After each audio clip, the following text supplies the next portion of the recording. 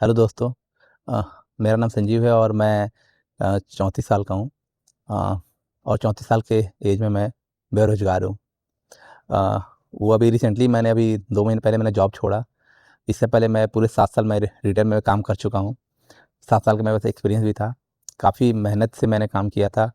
अ, और हालाँकि जब मैंने काम शुरू किया तभी मैं रिटेल में जब गया तभी मैं जान गया था कि रिटेल मेरे लिए है नहीं। लेकिन जब शुरू किया था मजबूरी में किया था। फिर धीरे-धीरे जब आदमी करने लगता है तो होता है ना कि आपकी ज़रूरतें बढ़ने लगती हैं। क्योंकि जब मैंने शुरू किया था जॉब उस समय ना मेरे घर में ना मेरे पापा जॉब करते थे, ना कोई करता था। और ना ही मेरे घर पे सर पे छत था। बस एक कमरा था 10 बाई 10 का जिसमें टीन का छत में जो थी टीन की थी। हम लोग टोटल दादी को लेके 6 लोग रहते थे।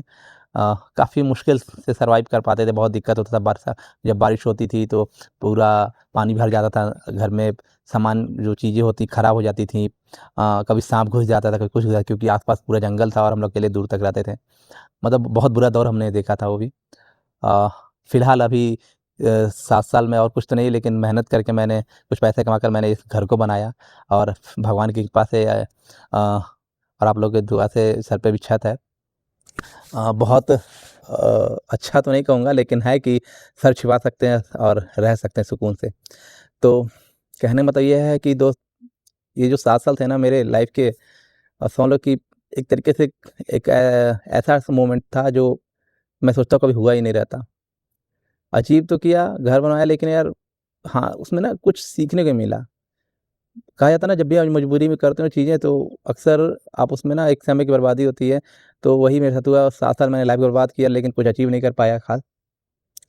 करना कुछ और चाहता था और करना कुछ और पड़ता था मजबूरी में। तो फाइनली 7 साल के बाद मैंने डिसीज़न लिया कि मैं अब रिटेल में जॉब नहीं करूँगा और मैंने रिज़ाइन दे दिया। हालाँकि कंपनी ने मुझे मेरी लास्ट कंपनी मेरी लेंसकार्ट थी। कंपनी ने मेरी सैलरी भी मेरा जब मैंने रिज़ाइन दिया तो जस्ट मेरे रिज़ाइन देने के जस्ट अगले महीने मेरी सैलरी बढ़ के आने वाली थी। मेरा इंक्रीमेंट लगा था मेरे परफ़ॉर्मेंस को देखकर। क्योंकि उन्होंने मेरी मेहनत को देखा था, परखा था और मेरा इंक्रीमेंट लगाया था और साथ में बोले थे प्रमोशन भी हो। ये कह रहे थे कि 1-2 साल कर लोगे तो प्रमोशन भी हो जाएगा लेकिन बस मैं थक चुका था यार रिटेल से, नहीं करना था यार। सबसे बुरा जानते हो क्या लगता था? सबसे बुरा ये लगता था यार जब पूरी दुनिया जब परिवार के साथ रहती थी ना, छुट्टी मनाती थी, तो यार हम जाकर वहाँ पे खड़े रहते थे और खड़े रहकर लोगों को सामान बेचते थे, भले कोई आए चाहे ना आए।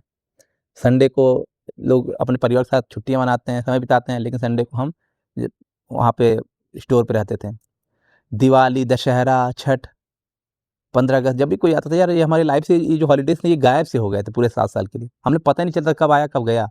क्योंकि जब सारी दुनिया ये सब सेलिब्रेट करती थी, हम वहाँ पे सेल करते थे। तो काफ़ी बुरा लगता था।